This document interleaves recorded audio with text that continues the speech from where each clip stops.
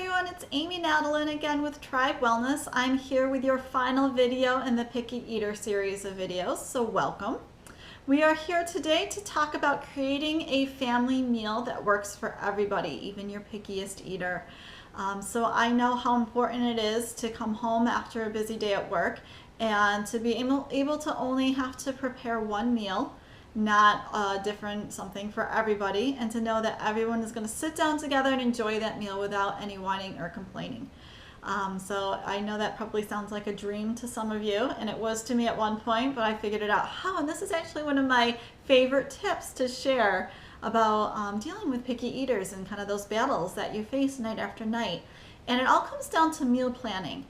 Now, meal planning is a little bit different than I would think about in the traditional sense. So I don't mean, kind of figuring out what you're going to have each night, looking at recipes and maybe coming up with a grocery list or using a meal planning service that does all that hard work for you.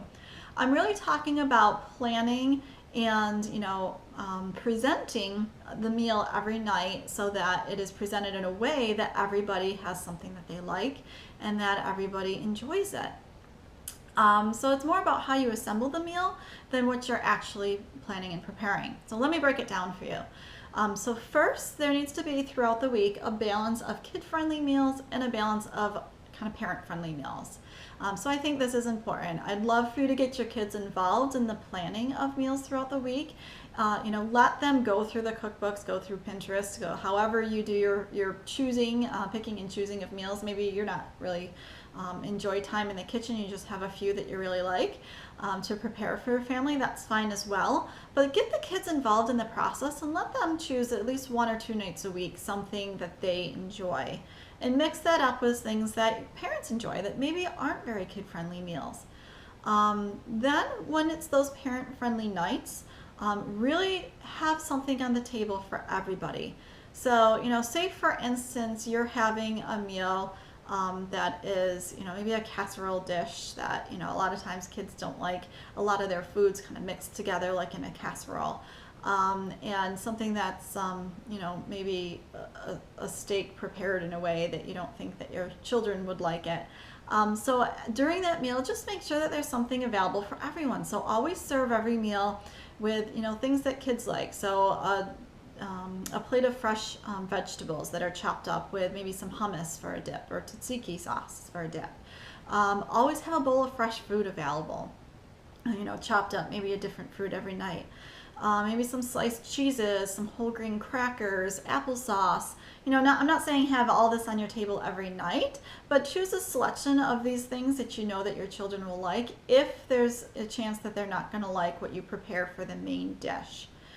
Second key here is to serve everything family style. So everything that I mentioned, your main dish, all those little sides that you think everyone will like, put them on the table in separate little dishes. It doesn't need to be fancy. Sometimes we will, just grab a paper plate and put some chopped fruits and veggies on it and do that. That's fine. It doesn't need to be fancy, but just serve it family style. So put everything out on the table at once and let your children serve themselves.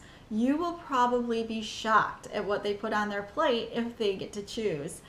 They think this is pretty cool. You may have to initially teach them about putting things on their plate and making sure that their eyes aren't bigger than their belly. That's an important lesson for them to learn because you don't want to waste the food. But if you give them that control and that autonomy to make their own choices from the table instead of putting together a plate for them, you'll be shocked at what they choose and what they actually eat.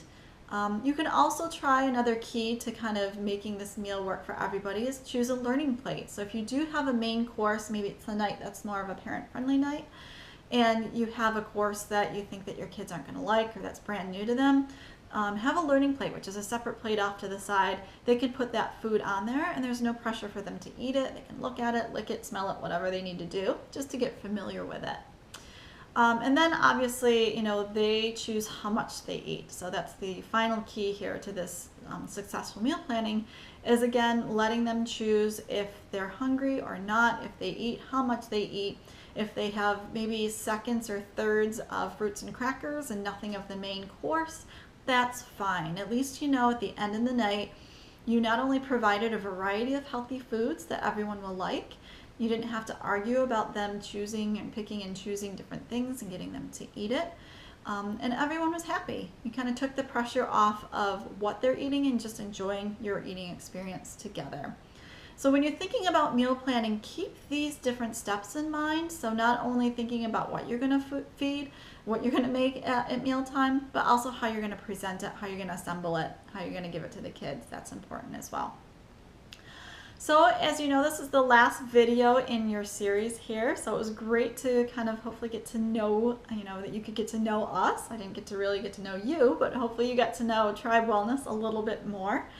And don't worry, you'll be hearing more from us in the future. You'll be getting our quarterly newsletter.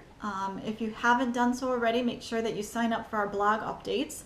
That's a separate mailing list. So just go on to our website, tribewellness.com/blog, and make sure that you sign up for our website, our blog updates. Make sure you like us all over social media. So Facebook, Pinterest, YouTube, we're active on all of those. You'll also be getting information on upcoming webinars and also different program specials. So you'll be on the list to receive all of those things as well. And definitely choose us if you're having some issues with your picky eaters, your battles are just getting too much to handle. Maybe you're doing pretty good, you just want a few pointers, or you need a complete transition. We are here to help you. So whether it's choosing one of our online programs or giving us a call and meeting with us one-on-one, we're here to help. So until next time, I thank you very much for kind of participating in this video series. I hope you learned a lot, and I hope you are well. Have a great day. Bye-bye.